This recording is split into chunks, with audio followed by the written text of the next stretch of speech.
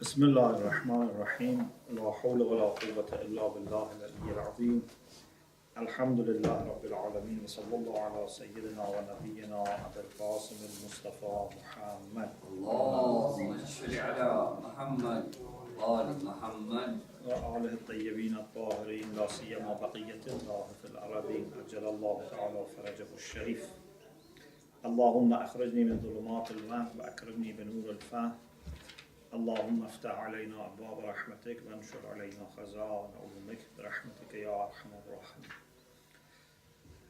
We continue our discussion about Qa'idatu ala al-yad. So we already have already talked about most of it. There are two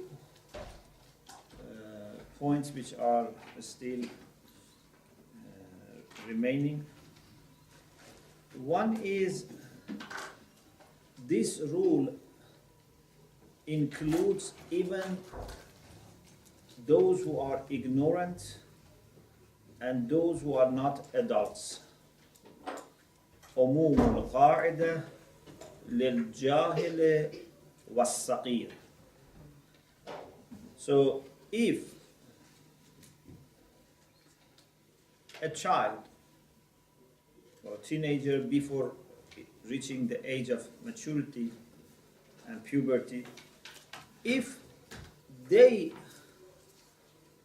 take someone's property without permission, they are responsible. And if there is any damage, any loss, they have to compensate. Or if someone who was ignorant, for example, didn't know that this belongs to someone else and used it thinking that this is for himself, or someone said, this is mine, you can use it. Then the owner came and said, no, this was mine, and I was not happy. So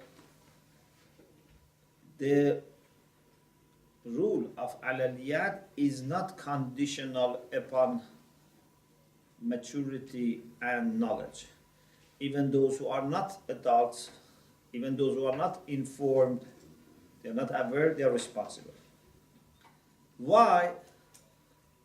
Because this is not hukm taklifi only. If it was hukm taklifi, if it was a matter of wujub and hurma, so we can say a child is not responsible. Or someone who was ignorant is excused. But this is hukm wad'i, and hukm wad'i can belong even to the child. Yeah? If a child damages someone's property, so there is dhaman, there is responsibility. Yes, because we cannot say the child has the obligation to pay the compensation, then the guardian of the child has to pay from the property of the child, from the possession of the child. You understand? So hukm taklifi does not belong to children. But a child might cause some loss to someone else, so hukm wad'i belongs to child. Like for example, if a child makes something najis, you don't say because it's a child it doesn't become najis. Yes, you can say child has no taklif. It's not haram on him, or it's not wajib on him to wash it because it's a child. But it becomes najis. Okay? So, since we believe dhaman is hukm wad'i, therefore even a child who uses someone's property belonging without permission becomes responsible. Or jahil, a person is jahil. Yes, if this jahil is misinformed by someone else. For example, someone takes another person's food, okay, and gives to me and says, it's mine. I think it's his food, I eat, and then the owner says, no, this was mine. Okay? I am responsible, but I can go back to this person who deceived me. According to Qa'idatul Ghurur that inshallah we will talk. So, I have to give to the owner the cost, or if it is remaining the thing, I have to give him. But I can also take it from the person who has deceived me. But if no one has deceived me, I was just thinking, for example, it's mine. Imagine, sometimes in universities, in dorms, there is common fridge. Okay? So there is a milk there, you thought it's your milk. You drank and then you realize it was someone else's milk. So you have to pay compensation. You cannot say, I didn't know. Okay, you didn't know, so you didn't do haram if you didn't know. But now, hukm taklifi is removed. Hukm waz'i is remaining. You are zaman, you are responsible, you have to buy milk for him. Or if he doesn't want... Somebody is mental, Pardon? He's mentally disturbed. Yes. How did that pay apply to him as well? So if he has some money belongings, his guardian has to pay. So if someone has mental illness and then burns my home, the guardian has to pay compensation to me. In villages, sometimes one of the animals kills the other animal. So If it is your animal, then you are responsible. You have to look after your animal. Don't let it cause damage or harm to other people. Makes absolute sense. Yes. So, this is one point remaining from Qa'idatu al-Aliyat, that this rule includes even Saqir, means those who are not adults, and Jahil, those who are not informed. Okay? The next thing, any person who uses or manipulates someone else's belonging is responsible unless it is Yadul Amana or Yadul Ihsan. If you are trusted and then, for example, you go to your friend, you say, no, I want to go to doctor, I want to go to see my parents, could you give me your car? He gives you his car. Then, God forbids, you have an accident, there is a damage. You are not responsible if you didn't drive carelessly. Yeah? If you drove carefully. Or for example, you took the car and the car was stolen. You are not responsible. Okay? Why? Because you are amin, you are trusted. And also Yadul Ihsan. Yadul Ihsan is one kind of actually Yadul Amin or Yadul Amana. For example, I tell you, I am very busy and tomorrow I have to travel. Please take my car and change the oil or fix this problem in my car. So not only you are trusted, you are muhsan. You wanted to help me. Okay, so Yadul Ihsan is one of types of Yadul Amana. So you wanted to help me, you took my car there, but then someone drove badly and damaged my car. You are not responsible. Because muhsanin, there is no sabil on them. Means there is no, obligation of compensating belongs to them. What is the reason for Yadul Amana not being responsible? You can refer to some religious texts. You can refer to Siray Uqala. Uqala believe in this way. Of course, I think nowadays Uqala are maybe changing. Yeah? It seems nowadays if you take someone's car and then you have accident, they ask you to pay. But still it's not very decided. Is it just because you want to be kind of respectful and considerate, yeah? Legally, is it binding that if someone has given you his car and then accident happens, still maybe uqala are not decided, yeah? But certainly if something happens without your knowledge and without your role, That's the responsibility. like the car is stolen, it seems uqala say no problem, you are not responsible. In addition to uqala, we have some hadith. For example, there is Sahiha of Mas'adat ibn Ziyad from Imam Sadiq alayhi salam, from Imam Baqir alayhi salam, أن رسول الله صلى الله عليه وآله وسلم قال ليس لك أن تتهم من قد ائتمنته. You cannot accuse or charge with accusation someone that you have trusted. So, if that person has not done anything wrong, he has acted properly, no ifrat or tafrid, it seems you cannot charge him.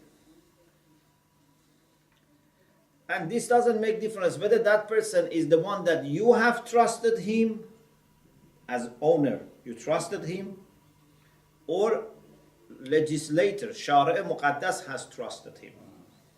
For example, sometimes I give you my car,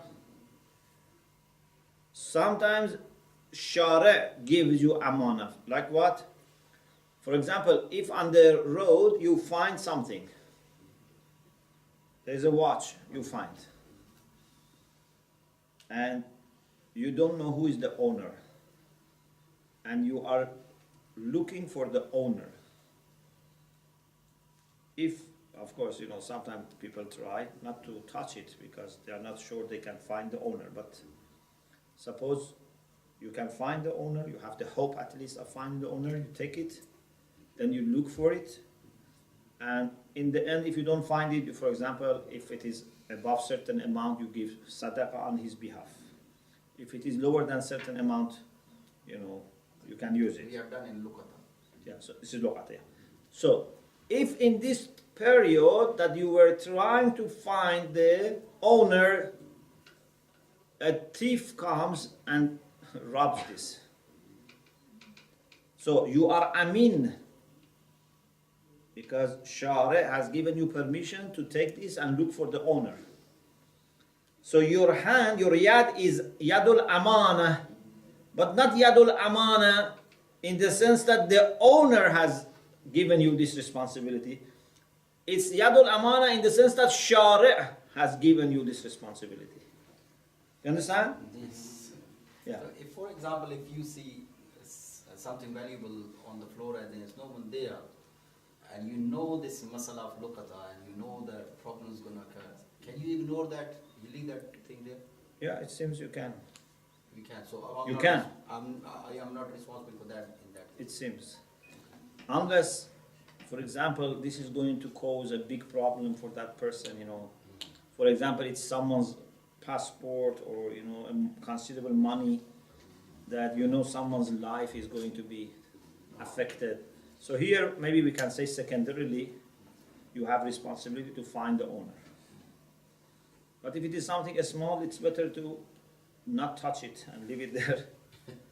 Because then you have to look for it for 1 year, and announce it, unless you become hopeless. Okay, refer to the Risala for details. So, Yadul Amana is either because the owner has entrusted you, or Shari', which is the one who is in charge of Sharia, Allah subhanahu wa ta'ala, and then under Allah the Prophet. They have given you this permission. And Yadul Ihsan, as I said, Yadul Ihsan means the one who wants to do something good, a benevolent hand. It's part of Yadul Amana. So I give you this and I say, please help me with this. Please take my car and fix it. Please take this book for binding to that shop. So you are muhsin, you are trying to help me. Okay? So again, you are not responsible if it is lost or damaged without your decision. Even if, for example, the whole thing is lost, you have no responsibility. Of course, if you are careless, that's another issue. If you put my car outside without locking the door, and that's another issue. The next and last part of the rule of al-yad is about few reasons for dhaman, for liability. One of them we already mentioned. على اليد ما أخذت حتى تؤدي. Another thing is al-itlaf. If I cause loss or damage to your money or property, I am responsible. Maybe you say, this is the same as qa'idatu al-yad, but we say no, it's not the same as qa'idatu al-yad, because I may cause damage to you without having control over it. Sometimes without your permission, I take your car and then I have accident, I am responsible.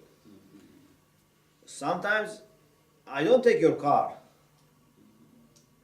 I throw a stone and break the windows of your car. So this is itlaf.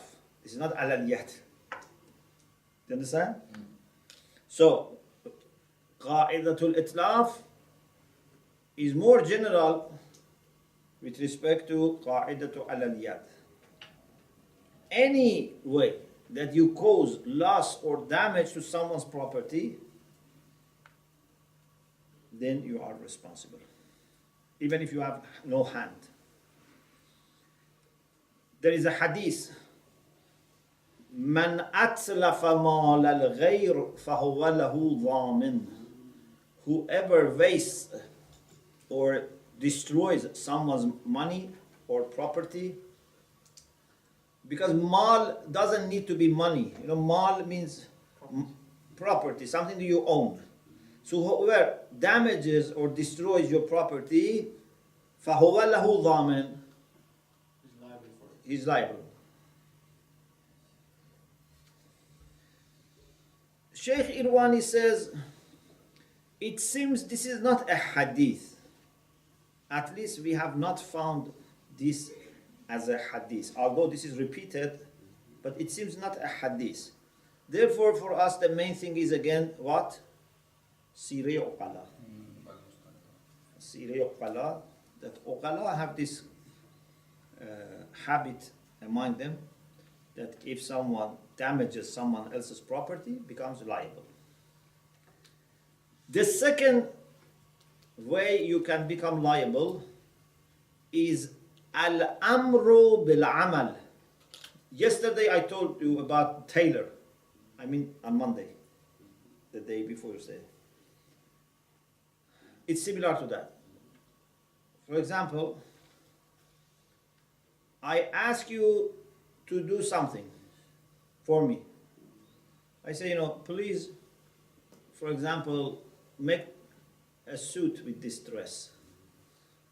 Please make a, garden for me in this land. Please paint this wall. Please clean this car. So I ask you to do something. But I am not the owner. So you do it, and when you come to me, I say, I'm not the owner. Go and take from me. So here they say, no, you are liable because you have deceived him and you have asked him to do things. So you are responsible.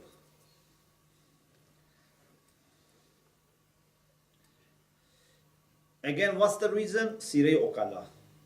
And there is no ban from Shara. So Shara is signing off, is endorsing this Sireh of uqala. The other thing is al-iqdamu ala dhaman. This is controversial. Some ulama accept it, some ulama don't accept it. Like Sheikh Ansari seems not to accept it. The idea is this.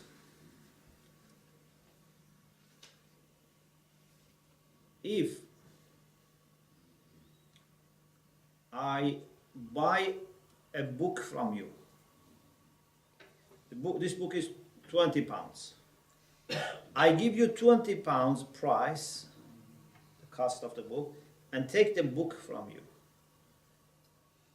If the book is destroyed, who is responsible? I am responsible. So even if I have not yet paid the money, still I have to pay money because I have taken the book. Is it clear? So this is no problem. Why I am responsible? Because I have purchased it and it's mine. So then some ulama say ما يضمن بصحيحه يضمن بفاسده. They say in the same way that a valid purchase makes the buyer liable, an invalid purchase also makes the buyer liable. So if I say, please sell me this book, and I give you the money, but the money, for example, is not mine. So this is invalid purchase. And then the book is lost. And still I am responsible. Or I'm not responsible. Yeah, I'm responsible. So this is the rule of ma yudhmanu bisahihi yudhmanu bifasidi. Whatever transaction that causes your liability, if it is valid, would cause your liability even if it is not valid. Okay? The other thing which causes dhaman is ghurur. And inshallah we will have discussion about it separately. Just after this, inshallah, the next rule is al-ghurur. And that is when someone is deceiving another person. I give you food, and when you eat, I say it was not mine, it was from that person, you have to pay. So I have deceived you. Okay, you have to pay him, but you can also claim it from me. Okay? This is qa'idatul ghurur. Ghurur means deception, to deceive. Is ghurur also means excessive pride as well? Yes. It also means the same. Yes, because you are deceiving yourself. You remember in akhlaq we had self-deception. Yeah? Different types of ghurur. Last thing, at-tasbib. At-tasbib also we discuss in details in the next rule, is when I am causing you loss. I am causing you loss. It can overlap with ghurur. Okay? This is also causing liability because we are going to discuss about it. So here he only mentions it and he says we will talk about it while we are discussing qa'idatul ghurur. Okay, now let's move on to qa'idatul ghurur. Yes, deception. Qa'datul ghurur and qa'datul tasbib and qa'datul iqrar are the same? No. But we discussed qa'idatul tasbib in the chapter on qa'idatul ghurur. Because they are similar, but we would say they are not 100% the same. It's like tajawuz and faraq. For example, yeah. The second point, al-amr bil-amal, I didn't understand that at all. Can you just summarize that? Sure. I tell you to do something for me without I be the owner. For example, I say, please paint this wall. You think it's my home and you are going to pay me. You know, like for example, your neighbor's door has a color that you don't like. You bring someone and say, please paint this. After he paints and you are happy with the color, you say, it's not mine, no, go and ask him for mine. So, this is al-amru bil-amal. You have asked him to do something.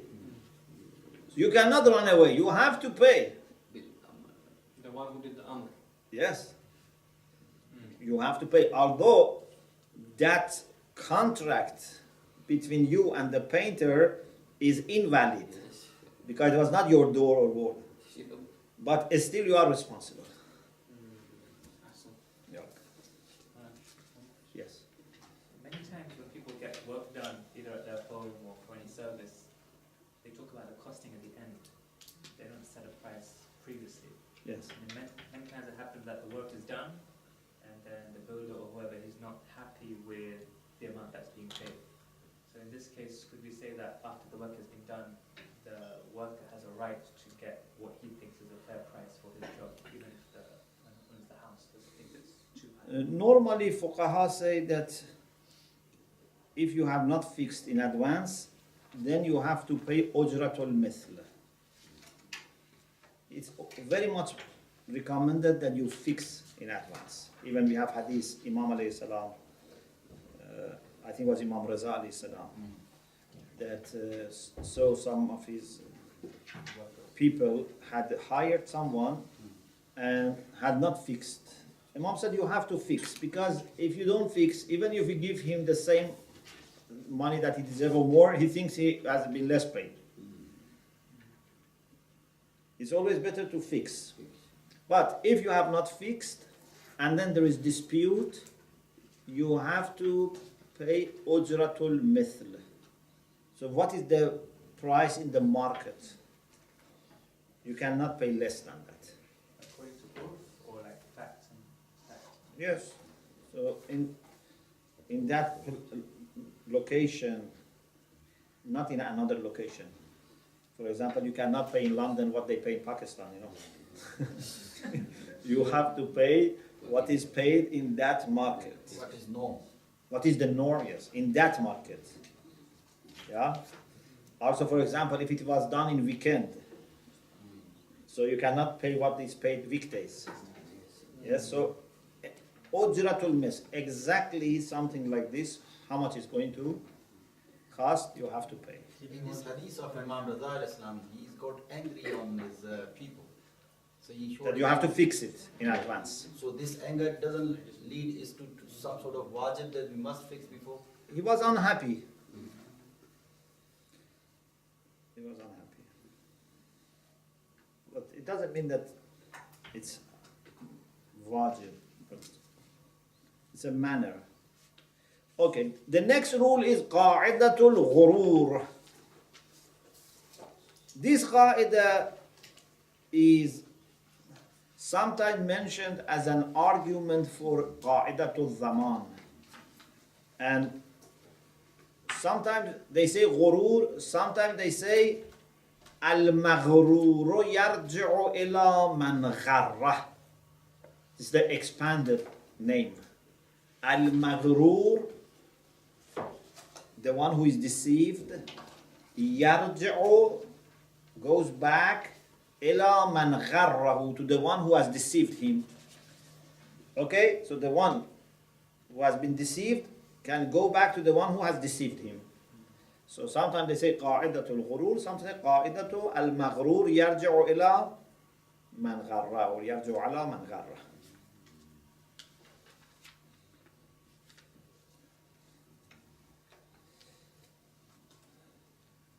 They discuss in the discussion about qasb, also using about this, and inshallah we'll talk about it in details.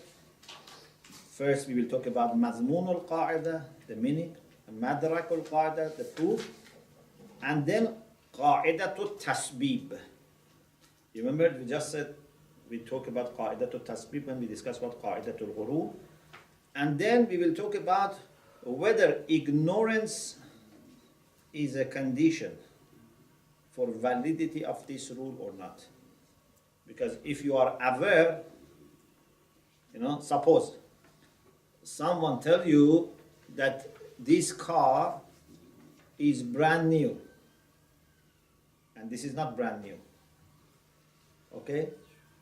But if you know, can you later say, you have to pay me compensation because you told something which was a lie. You tried to deceive me. Can you say this? Or because you were aware, but you didn't show that you are aware? So is ignorance a condition so that if you knew there is no qa'idatul ghurur or no. So inshallah we will talk about this. First, madhmun al-qa'ida. What's the meaning or concept here? In Arabic, ghurur means khadi'ah, deception. Khadi'a. Nah? Khadi'a is deception. Deception. In Quran, for example, we have yukhadi'un Allah, means they want to deceive God. وَمَا يَخْدَعُونَ إِلَّا So sulati mujarrad is yakhda' and bab al-mufa'ila is yukhadi'un. Khada'a yakhda'u, khud'atan wa khadi'atan means to deceive. And this is different from gharar. In fiqh, there is something that you might have come across. Gharar. Gharar is also a problem. But gharar is different from ghurur. Ghurur means deception.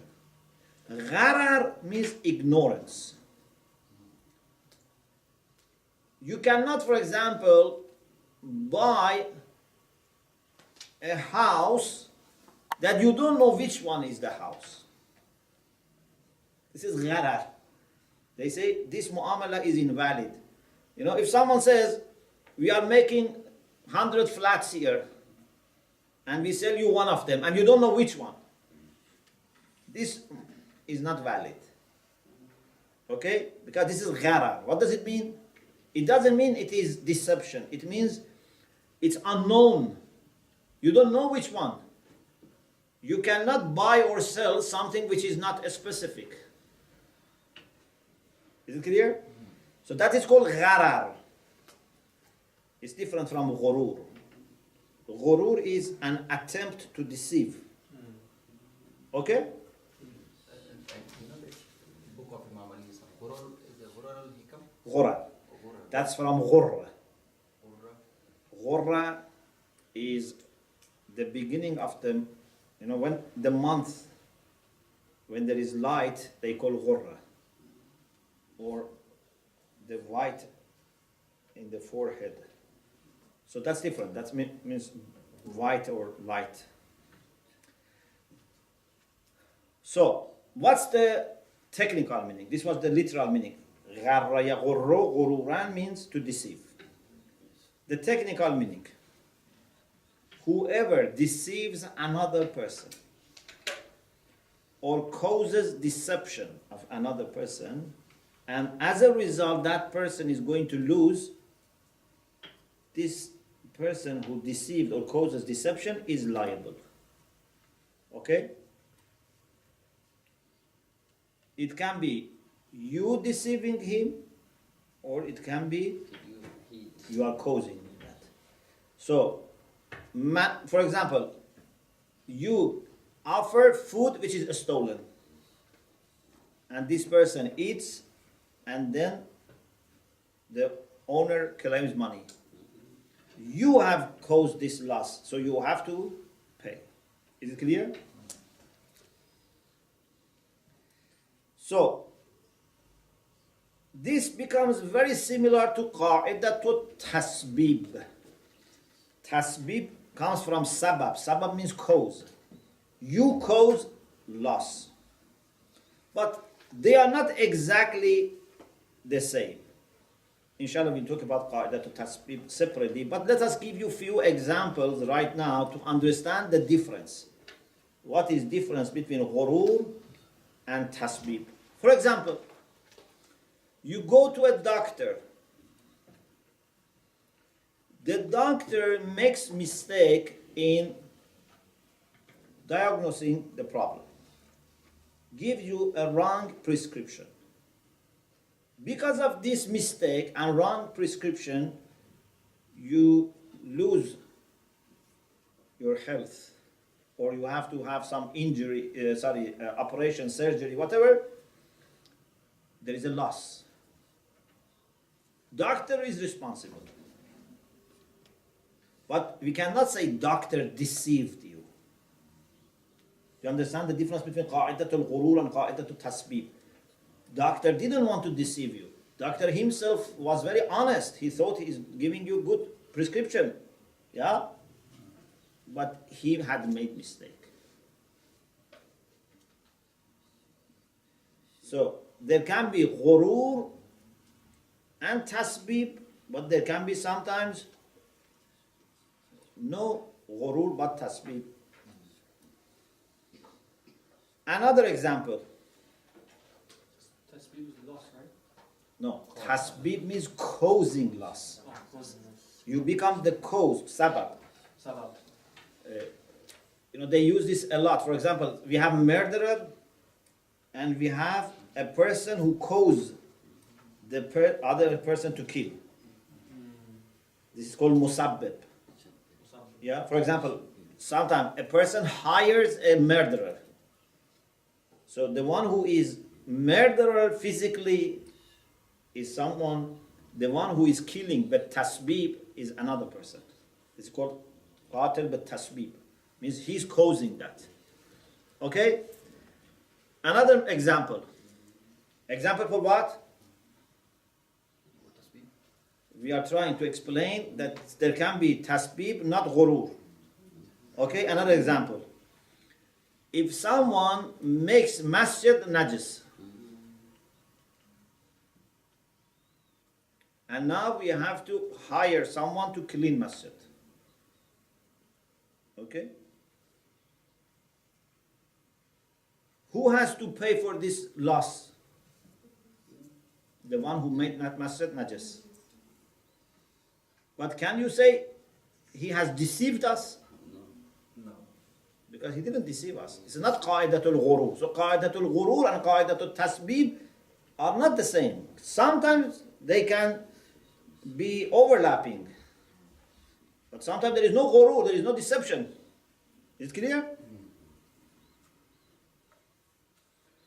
Or if someone doesn't make najis, for example, masjid, but make your carpet najis, and you have to hire someone to clean.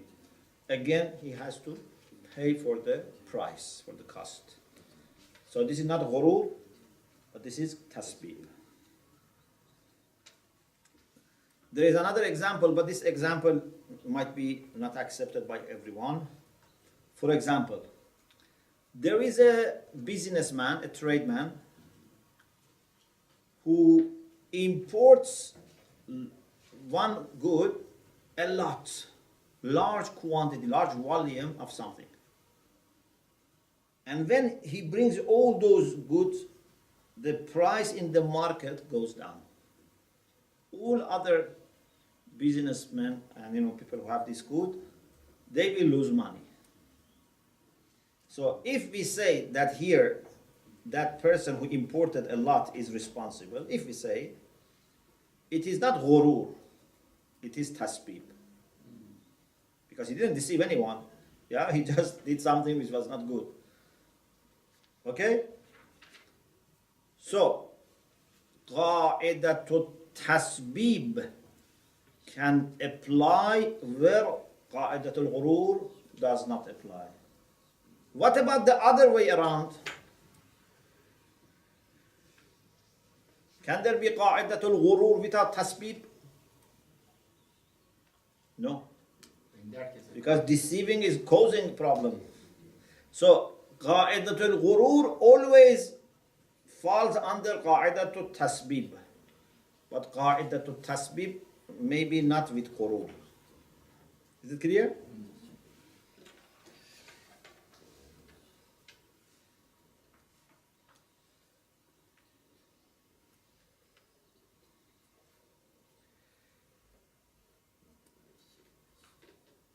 What is the proof? Madrak.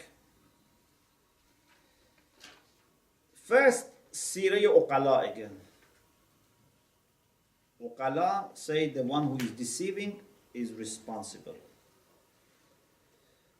Sheikh Irwani says, we agree with this claim, but not in all cases. It seems in many cases, Uqala accept that the one who deceives is liable. but sometimes maybe they don't accept. For example, when they accept, like the one who gives food of someone else, and you eat, and then you realize it belongs to someone else and you have to pay. Allah say, okay, you deceived him and you have to pay. Okay? But he says, maybe in this example, Uqala don't accept liability. What's the example? Someone says to you, if you buy this printer, for example, this model, it's going to be very good and you make lots of profit. Okay? And then you, for example, do this, and then this doesn't work. This doesn't work. Do Uqala say because someone gave you an advice which didn't work, he is liable? He says, it seems Uqala would not say he's liable. He gave you advice, he didn't want to deceive you, but it seems he's not liable. So therefore he says we cannot say 100% of the cases of ghurur is covered by Siri Uqala. But at least we can say when there is really an attempt to deceive, yes. There are also some hadiths from Sunni sources and from Shia sources. Let's discuss. At least it has been claimed. So before we go for this is not Qaidatul Ghurur of this printer's example. What about tasbih? It's causing no profit. So tasbih we discuss later. Tasbih is not in need of ghurur. So we will discuss later. From sources, non-Shia sources, some people have mentioned a kind of sentence, a kind of statement, that after careful consideration, it seems it is not hadith. What has become famous is al-maghrur yarji'u ala man gharrah. The one who is deceived goes back to the one who deceived him. You find sometimes say this is said by Prophet sallallahu alaihi wasallam in some books on fiqh. But it seems in Sunni sources there is no such hadith from the Prophet. There is another hadith, maybe we mentioned some hadith from Shia sources, but it seems they don't say this is from the Prophet. This is not a hadith. This is a formula which has become very famous and popular, but it's not exactly mentioned in any hadith. Therefore, it's not even mursal, so that you say because our fuqaha have acted upon it, its weakness is compensated. It's not hadith so that it is mursal. Because some people said it's hadith and mursal, and the weakness can be sorted out by saying that fuqaha have made lots of fatwa according to. You remember we said sometimes the weakness of hadith is compensated by ash-shuhratul fatwa'iyya or ash-shuhratul riwa'iyya. This is not hadith so that we can mention the way to fix the weakness. Yes, there is another thing, not this hadith from the Prophet. There is another thing in non-Shia sources, and that is what Bayhaqi in his Sunan, As-Sunan al-Bayhaqi, mentions from Shafi'i, from Amirul Mu'mineen alayhi salam. And that is about marriage. في المغرور يرجع بالمهر على من غره. Bayhaqi, the Sunni scholar, narrates from Imam Ali that if someone in marriage has been deceived, okay? For example, someone marries a woman to someone but had no consent of that woman, or consent of the guardian, or that woman, for example, was not hor, was ama. There can be many cases that there is deception. The one who is deceived goes to the one who has deceived him about mahr, about dowry. Al-maghrur yarji'u bil-mahr ala man gharrahu. If this hadith is verified, that's the only hadith that we know in non-Shia sources. But as you see, it's not general. It is only about mahr. Okay? In khas, in Shia sources, we mentioned 3 hadiths. One is sahiha, and that's the main one. There are 2 hadiths that even if you question the chain, no problem, because we have a sahiha. They can just be extra evidence. The first is sahiha to Abi Basir and Abi Abdullah alayhi salam. This is about a lady who had a husband, and 2 witnesses came and said, we bear witness that your husband has died or been killed. This lady, listening to 2 witnesses, trusted them and married to someone else.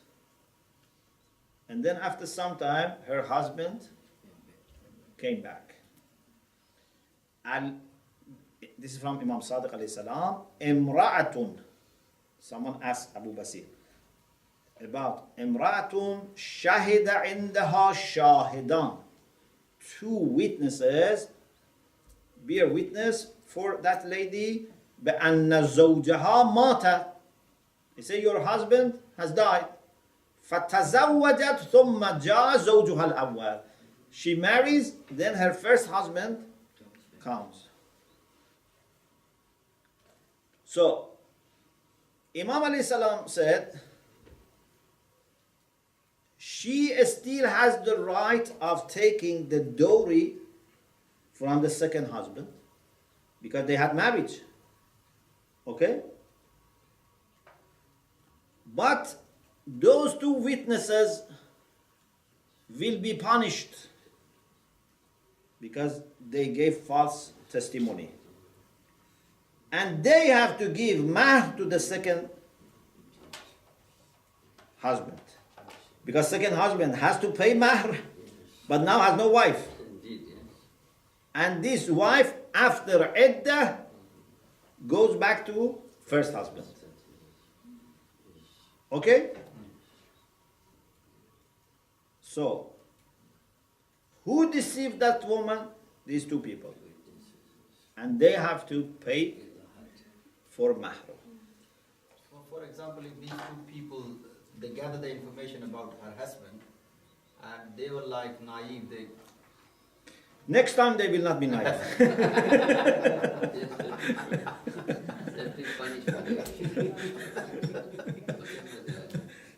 Because when you give shahada, you have to be 100% sure. Hadith says, like, referring to the sun. بِمِثْلَ هَذَا إِشْهَدْ. When you want to give testimony, it must be like sun in the middle of the sky. You cannot damage life of people, say, I think, your husband has died, and then after some time you don't say, I think. You say, your husband died. People are like this. First they say, I think, then they forget, they say, he died. Then after sometimes they Wallah. Malasaf, sometimes, something. Okay, this hadith is authentic, it's sahih. It has been narrated by both Sheikh al-Saduq and Sheikh al-Tusi. And even if we have doubt about the tariq of Sheikh al-Tusi, because Sheikh al-Tusi and Sheikh al-Saduq, sometimes they don't mention the beginning of the chain. You know, when they quote something from a book or asl, they don't mention the chain, they mention in another place. For example, in Mashikha, in the end of Man La Yahvor, they mention we have taken. There are lots of discussion here. So, at least the one for Sheikh Saduq is known that it is reliable and authentic. Even some people say for Sheikh Tusi also, because he just mentioned this so that they are not mursal, otherwise it was known to them. In any case, this is not a problem. This hadith is authentic, and we can use this hadith. Maybe you say, but this hadith is only for marriage. It's not general. We say yes, but there is a very subtle point here. Imam says, Yadmanan. Who are Yadmanan? Two witnesses. Al-Mahr bima gharra al-rajul. Means bima gharra al-rajul. Gharra al-rajul means become bima gharra. Because they deceived, they have to pay the government. This is dalil. When illa for hukm is mentioned, you remember we many times said in usul, al-illatu mu'ammimatun wa mukhassasa. If doctor tells you, don't eat orange because it is sour, so you realize that anything which is sour cannot be eaten. And if orange is sweet, can be eaten. Al-illatu mu'ammimatun or mukhassasa. Because if you know the illah, then you can expand or you limit. If you know illah. Illah is mansus, is mentioned. It's not, if you try to guess illah, this is qiyas. We cannot guess. But if it is mentioned, it's very clear. It says, bima gharra ar-rajul. So, what's the illah? Ghurur. And ghurur is general. The second hadith is what Rafa'a ibn Musa narrates from Imam Sadiq alayhi salam. He says, Sa'altu Abu Abdullah. He says, I asked Imam Sadiq alayhi salam about Barsa. Abras is for male and female is Barsa. Someone has a problem on the skin. Okay? Obrol akmaha wal abras. Like white. Yes. Okay, white spots. So, he asked Imam Sadiq about a lady who has this skin problem. Then, Imam Sadiq said, قَضَى أَمِيرُ الْمُؤْمِنِينَ فِي إِمْرَأَةٍ زَوَّجَهَا وَلِيُّهَا وَهِيَ بَرْصَى. There was another case in the time of Amir al-Mu'mineen. The guardian of a woman married her to someone, and that woman had this illness. He didn't say anything about this problem. أَنَّ لَهَا الْمَهْرَ بِمَا اسْتَحَلَّ من فرجها or بما استحل من فرجها. Because of marriage, okay, so that man has married her now. She's no longer like an unmarried woman, so she takes the mahr. But that person who deceived the husband has to pay the mahr. Okay, so if there is separation, this has to pay for mahr. There is a question about authenticity of this hadith, because in the chain of narrators there is sahl, which is controversial. But Sheikh Irvani says we have the first hadith and this is just extra. Even if you don't believe in authenticity, it doesn't harm us. It's just as a second evidence. The third hadith is what Ismail ibn Jabir says from Imam Sadiq alayhi salam. سألت أبا عبد الله عليه السلام عن رجل نظر إلى امرأة فأعجبته. Someone looked at a woman and liked to marry that woman. This is the problem of people who just by one look become, fall in love.